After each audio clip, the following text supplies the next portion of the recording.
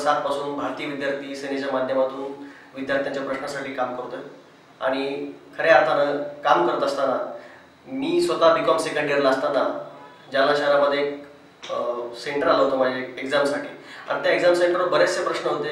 Exam सेंटरला बसण्यासाठी benches नव्हते, पिण्यासाठी पाणी नव्हतं। माझ्यासोबत असंख्य म्हणजे 750 विद्यार्थ्यांचा हा प्रश्न होता। माननीय अर्जुनरावजी खोतकर साहेबांना मी संपर्क केला आणि ही सगळी व्यथा सांगितली। तातडीनं ते त्या केंद्रस्थळी पोहोचले आणि तिथल्या संस्थाचालकांना त्यांनी आदेश दिले आणि सर्व व्यवस्था झाली।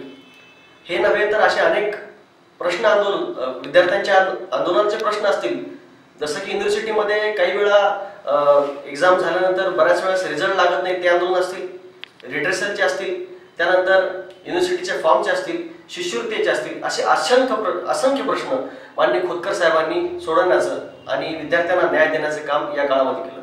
खरं तर खोतकर साहेब हे विद्यार्थी दशेपासून राजकारणात आलेले आहेत, त्यामुळे त्यांना विद्यार्थ्यांचे प्रश्न चांगले माहीत आहेत आणि याच्या उपर जाऊन सुद्धा विद्यार्थी हा डिग्री धारक झाल्यानंतर, डिग्री घेतल्यानंतर त्याला रोजगार नसतो। म्हणून आपण गेल्या वर्षी पाहिलं असेल की जालना शहरामध्ये कधी घडला नाही असा 5000 विद्यार्थ्यांना रोजगार देण्याचं काम खऱ्या अर्थानं अर्जुनरावजी खोतकर साहेबांनी केलेलं आहे।